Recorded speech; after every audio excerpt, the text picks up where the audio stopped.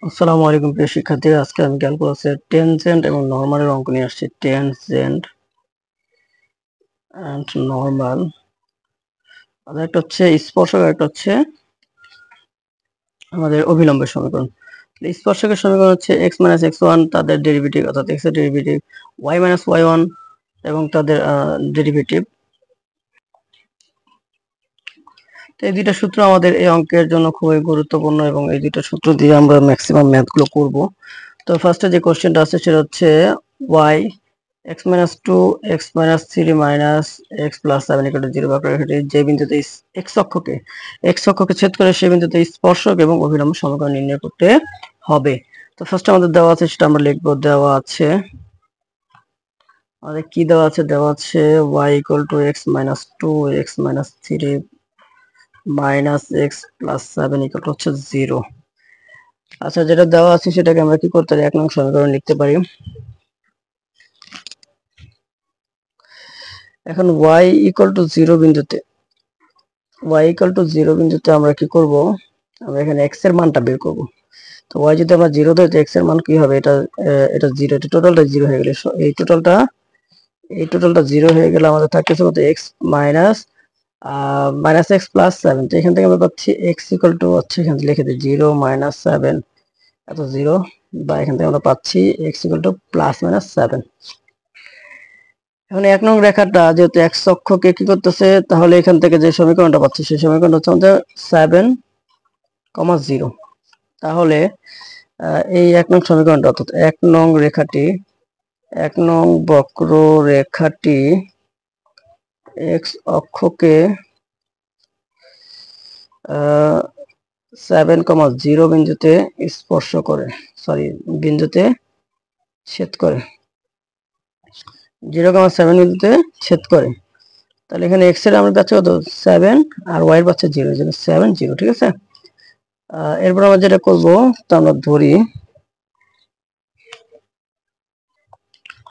তাহলে এটাকে ধরলাম f of x হচ্ছে y এত, মানে ফাংশনটাকে ধরলাম, সমীকরণের ফাংশন আকারে ধরলাম। তাহলে f of x, y, এই y থাকলো এখানে x, x গুণ করলে x স্কয়ার, -3x -2x অর্থাৎ -5x, মাইনাস মাইনাসে প্লাস, 3 × 6 + 6 x + 7।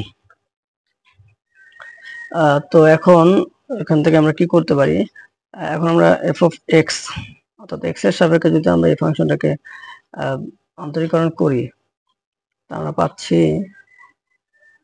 y, x থাকলে x কে ডিফারেন্সিয়েশন করে 2x - 5 মাইনাস, এটা হয়ে যাচ্ছে 1, আর এটা হয়ে যাচ্ছে, এটা তো 0, কারণ এটা হচ্ছে ধ্রুবক। আচ্ছা, তাহলে এখান থেকে আরেকটু যদি ক্যালকুলেশন করি, এক্ষেত্রে পাবো 2xy - 5y - 1। এখন আবার y এর সাপেক্ষে যদি আমরা ডিফারেন্সিয়েশন করি এটাকে, তাহলে আমাদের থাকতেছে কত? এখানে আমাদের থাকতেছে x² - 5x + 6, এটা তো y এর সাপেক্ষে 0, এটাও 0, সেটা তো আমাদের থাকতেছে। এখন এই যে আমরা কি করব, আমরা এখান থেকে তাদের ডেরিভেটিভটাকে বের করব।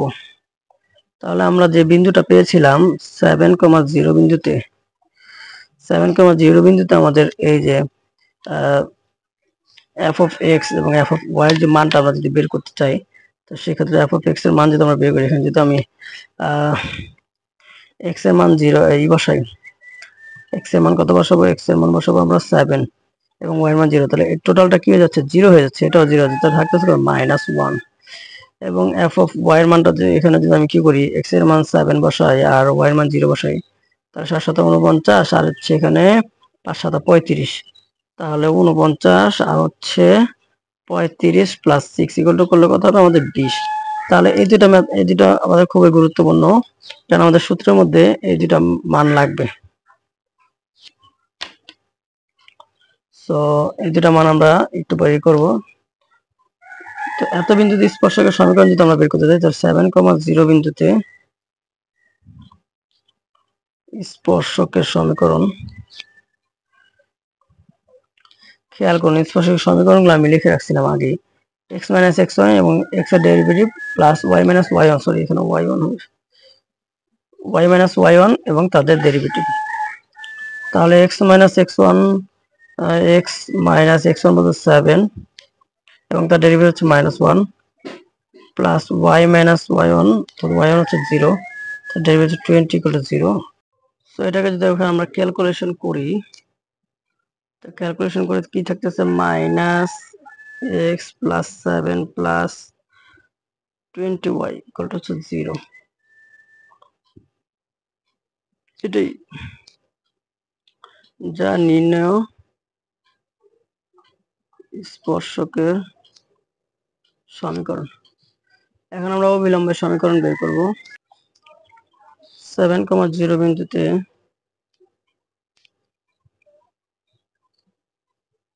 অবিলম্বের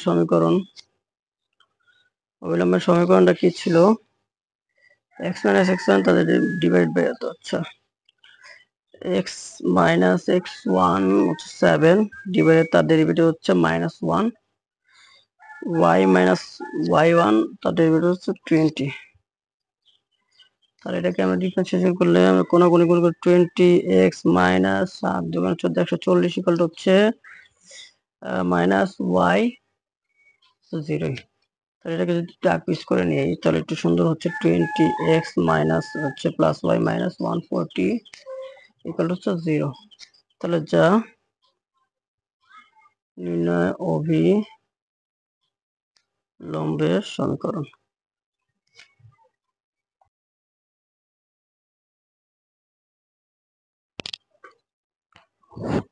আসসালামু আলাইকুম প্রিয় শিক্ষার্থীরা, আজকে আরেকটি ম্যাথ নিয়ে আসছি, সেটাও খুবই গুরুত্বপূর্ণ ম্যাথ এবং এই ম্যাথের আমাদের মূল টার্গেট হচ্ছে এফ অফ এক্স এবং এফ অফ ওয়াই বের করা, অর্থাৎ এফ এক্স এবং এফ ওয়াই বের করা, অর্থাৎ তাদের ডেরিভেটিভগুলো বের করা।